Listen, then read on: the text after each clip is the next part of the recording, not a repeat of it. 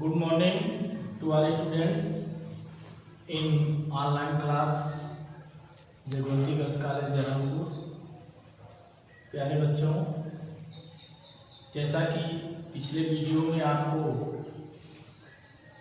11th और 12th के लिए ग्रामर में पैसिव वॉइस पढ़ाया गया था, उसी क्रम को आगे जारी रखते हुए आपको प्रेजेंट इंडेफिनिट टेंस के अंतर्गत आने वाले नेगेटिव सेंटेंस के बारे में आज बताया जा रहा है। ध्यान से सुने।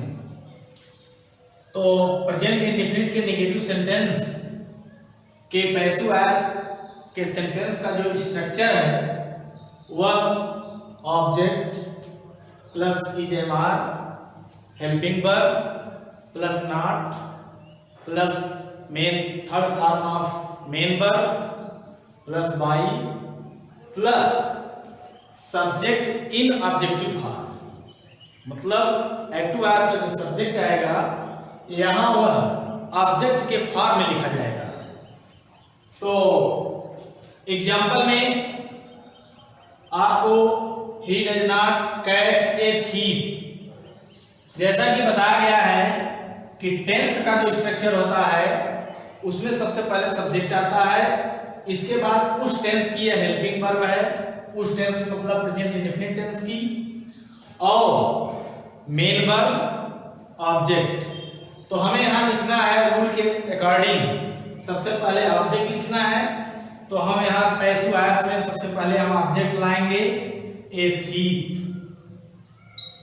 अब ये देखेंगे कि ए थीफ सिंगुलर है या प्लूरल, एक वचन है कि बहुवचन। तो एक वचन अगर है तो उसके साथ हम इज हेल्पिंग वर्ब का यूज करेंगे, तो ए थीफ इज। इसके बाद according to rule negative sentence है तो नॉट लगाएंगे, ए thief is not.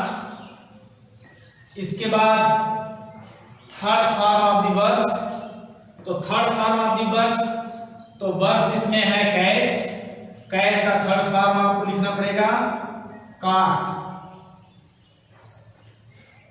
A thief is not caught. इसके बाद rule according to rule by. इसके बाद सब्जेक्ट है, सब्जेक्ट को इस एक्टिव वॉइस का जो सब्जेक्ट है वहां बाई के बाद आपको इसका ऑब्जेक्ट फॉर्म लिखना पड़ेगा। ऑब्जेक्टिव फॉर्म इसका होता है हिम, जैसा कि पहले बताया गया है। उसी तरह प्लूरल सब्जेक्ट के लिए यहां पे हम सब्जेक्ट टेंस की है, हेल्पिंग वर्ब है, मेन वर्ब, ऑब्जेक्ट। ऑब्जेक्ट दो प्रकार का होता है, एक डायरेक्ट ऑब्जेक्ट होता है कि इनडायरेक्ट ऑब्जेक्ट। इसको हम इनडायरेक्ट ऑब्जेक्ट कहते हैं। इसके बाद कोई वर्ड आता हम उसको डायरेक्ट ऑब्जेक्ट कहते। और स्टूडेंट्स हमेशा ध्यान दें कि हम पैसिव वॉइस उन्हीं सेंटेंस का बना सकते हैं जो जिस सेंटेंस में ट्रांजिटिव वर्ब हो।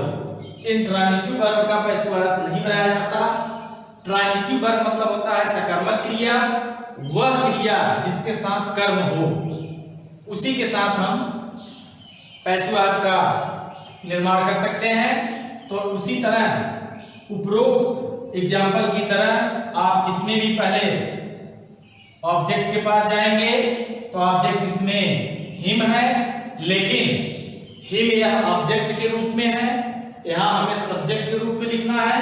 तो सब्जेक्ट के रूप में यहां हम इसको ही लिख देंगे। इसके बाद यह सिंगुलर है, सिंगुलर के साथ हम इज लगा देंगे, इज नॉट।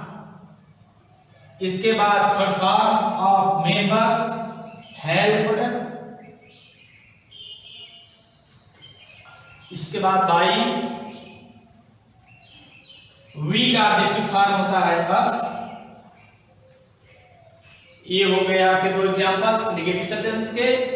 इसी के अकॉर्डिंग आपके बुक में बहुत सारे एग्जांपल्स दिए हुए हैं पैसिव वॉइस एक्टिव वॉइस के।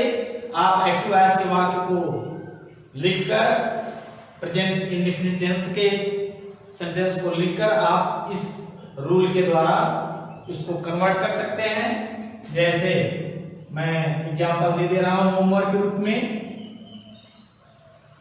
You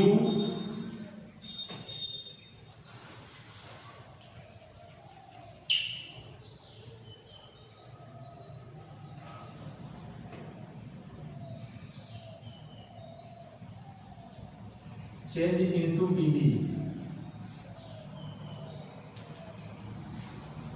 Number second, I like him very much.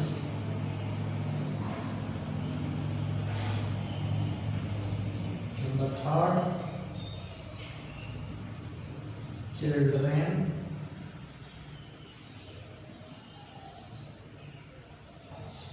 the sun rises in the east.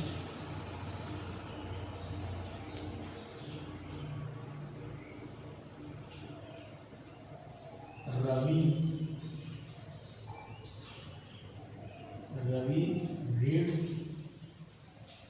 a novel.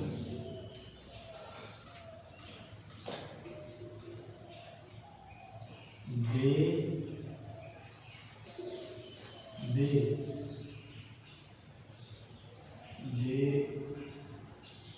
make a chair.